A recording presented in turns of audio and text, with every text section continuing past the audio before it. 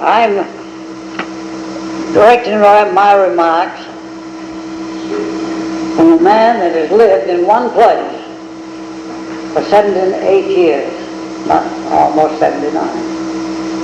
Not only that, but my father was born in 48, and he's lived where I did practically all his life. My grandfather was born in 1809 and died in 1900. I was 16 years old when he died, and he told me a great deal about the country and the mode of living and how people got living around these places. In regard to the conditions at Meredith Center, inasmuch as that's where I lived, previous to the days that there was any railroad north of Concord, I imagine why Meredith Center is called Meredith Center.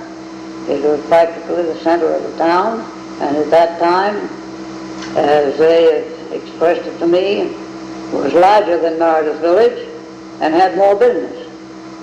At that time, it had a woolen mill, a sawmill, a grist mill, a shingle mill, and last of all, a cider mill, which all the farmers patronized. They had 2 stores, 2 blacksmith shops, and church and school and post office. And it was quite a lively little town. And upon my father, when they extended the railroad north, it was to come up the west side of Winnisquam and cross to go towards Ashland, about halfway between Mr. Cooper's house and where I live, partly where my sack house is. And Father always said that the reason for that was that they wanted to connect near Winnipesaukee. And my younger days, they had a roundhouse at Lakeport, the only one I ever saw, and I think it's the only one in this vicinity. And the roundhouse, you could drive an engine into it and turn the engine around and then take it out on the main line and hitch it onto trains. And that was a great sight as I was a kid. The reason for the business starting at Meredith Center was because of the water power, which is now Wicwas Lake. At that time it was Nigger Pond. The reason it was called Nigger Pond, there was 3 families of colored people that lived there. One lived where Bob Rhodes now lives, the other one lives where Mr. Cooper lives, and the other one just above where Pullets lived. And that is before my day, but my father and my grandfathers told me about it. And the name, so far as I know, until they formed the Grange at Meredith Center. And it was Andrew Falker told me about it, and they had one at Meredith Village. And of course, after the railroad came, Meredith Center went off the map, as you might say, and Meredith Village grew.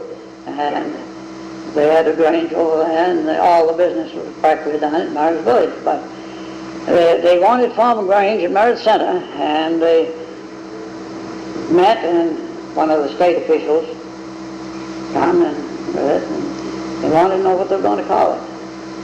Well, I think it was Warren Kimball, they told me. He said, we'll name it Wicwas Grange, at Wicwas Lake. Well, nobody knew how to spell Wicwas. So they wanted to know what the man that was farming the Grange wanted to know how they spelled it. Well, one of the old fellows says, well, spell it just as it sounds, W-I-C-W-A-S, Wicwas. And that was it. Well, one of I think it was Eben Buzzell, who lived up above the schoolhouse, he wasn't quite satisfied. Mortimer was on the school board, his son, and so he takes a trip down to Concord, probably 2 or 3 weeks afterwards, and he comes back and he says, you don't spell Wicwas, W-I-C-W-A-S, you spell it W-I-S-Q-U-A-S-H, wishwash.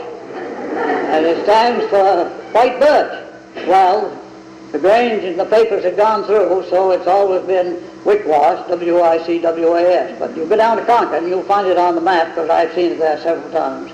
It's Wicwas. That's the way I pronounce it.